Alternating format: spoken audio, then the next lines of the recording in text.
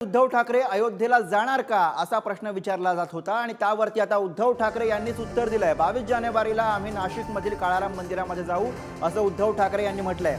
22 जानेवारीला आम्ही गोदा आरती करू असंही उद्धव ठाकरे यांनी म्हटलेलं आहे। 23 जानेवारीला नाशिकमध्ये शिबिर आणि सभा होणार आहे असंही उद्धव ठाकरे यांनी सांगितलंय। बघूया।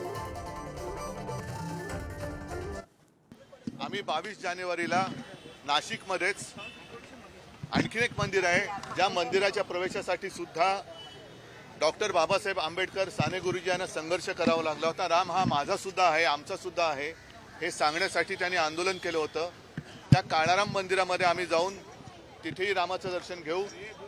साधारणतः 6:30च्या सुमारास संध्याकाळी 22 जानेवारीला आम्ही काळाराम मंदिरात जाऊ आणि नंतर एक 7:30च्या सुमारास आपल्याला सर्वांना कल्पना आहे की प्रभू रामचंद्र हे पंचवटीला सुद्धा काही काळ वास्तव्यास होते। त्यांच्या त्या वास्तव्याने पुनीत झालेला तो सगळा परिसर आहे आणि हे पावित्र्य लक्षात घेऊन आम्ही त्याच दिवशी संध्याकाळी 7:30ला गोदातीरी एक मोठी महाआरती सुद्धा घेणार आहोत। दरवर्षी महाला अभिवादन करायला आम्ही इथे येत असतो, तसंच आज अभिवादन केलेलं आहे।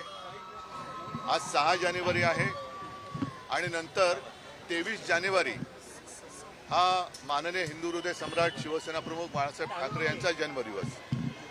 यावर्षी 23 जानेवारीला शिवसेनेचं शिबिर हे नाशिकला होणार आहे आणि त्याच संध्याकाळी 23 जानेवारीला अनंत कानेरे मैदान गोल्फ क्लब इथे शिवसेनेची जाहीर सभा सुद्धा आम्ही घेणार आहोत।